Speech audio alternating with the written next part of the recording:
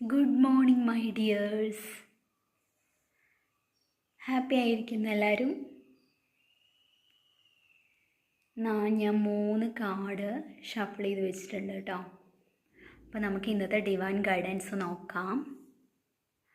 First card വന്നിരിക്കുന്നത് 8 of wants ആണ്.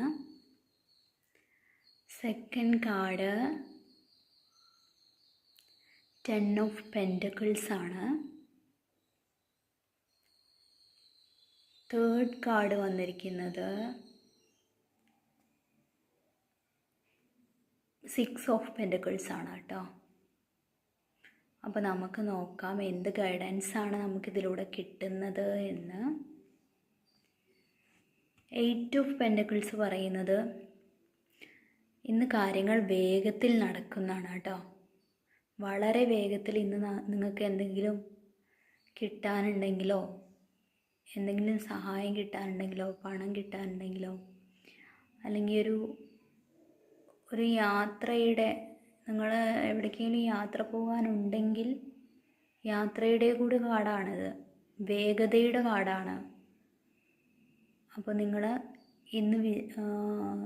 നിങ്ങൾ വിചാരിക്കാതെ ഒരു കാര്യം ഇന്ന് വേഗത്തിൽ നടക്കും എന്നാണ് കാണിക്കുന്നത് കേട്ടോ. അപ്പോൾ രണ്ടാമത്തെ കാർഡ് പറയുന്നത് എന്താണ്? രണ്ടാമത്തെ കാർഡിൽ 10 ഓഫ് പെൻറ്റക്കിൾസ് ആണ്. അപ്പോൾ നിങ്ങൾക്ക് കുടുംബ സ്വത്ത് അങ്ങനെ എന്തെങ്കിലും, അല്ലെങ്കിൽ പണം, ക്യാഷ് തന്നെ നിങ്ങൾക്ക് കിട്ടാൻ ഇന്നൊരവസരമുണ്ട്. ഇന്ന് പണം കിട്ടും എന്നാണ് പറയുന്നത്. അത് നിങ്ങളുടെ കുടുംബത്തിനും കൂടി ഉപകാരമുള്ളതായിരിക്കും എന്നാണ് പറയുന്നത് കാർഡ് കേട്ടോ.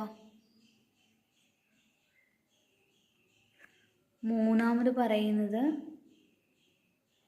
കിട്ടുന്ന പണം നമ്മൾ സേവ് ചെയ്യണം. സേവ് ചെയ്യാതിരിക്കരുത്. പക്ഷെ അതോടൊപ്പം തന്നെ അർഹതപ്പെട്ടവർക്ക് കൊടുക്കാൻ വേണം.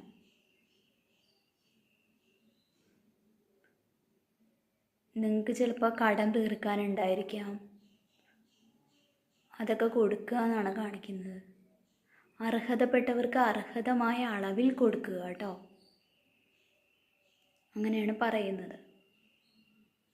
അതോടൊപ്പം സേവ് ചെയ്യുക. Okay, thank you dears. God bless you dears.